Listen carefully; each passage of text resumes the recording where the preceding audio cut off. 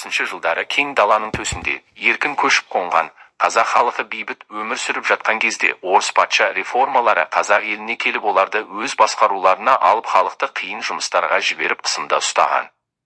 Бұл хабар даланың еркіндігін шектеп ата-баба жолын өзгертпек болады. Халықтың салығын удай қымбаттатып тіпті мал мен жылқы сиырларын санап отырған еді. Осы қиын шақта ел ішінен Досан мен Иса деген атты батырларымыз елді қорғауға шыққан еді. Батырларымыз Торғай мен Орал өңірінен ақылды да, қайратты да болған еді. Олар түн жамылып биік төбенің басында кездеседі. Құл болып өткенше, ер болып өлгеніміз артық деп біріне серт беріп қол алысады. Батырлар қолдарына ту алып елді бірлікке шақырады. Маңғыстаудың адырларынан бастап, Жайық пен Торғайдың жазықтарына дейін бостандық деген ұран тарайды.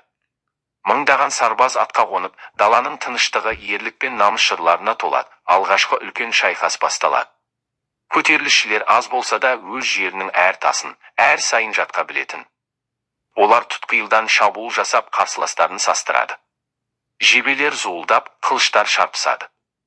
Бұл халықтың өз намысын қорғаған қасиетті сәті еді. Қарсыластар үлкен күшпен келіп, батырларды сусыз, құмды өңірлерге ығыстырады. Азық таусылып, аттар болдырады. Бірақ халық батырларын жасырып, соңғы бір үзім нанымен бөліседі.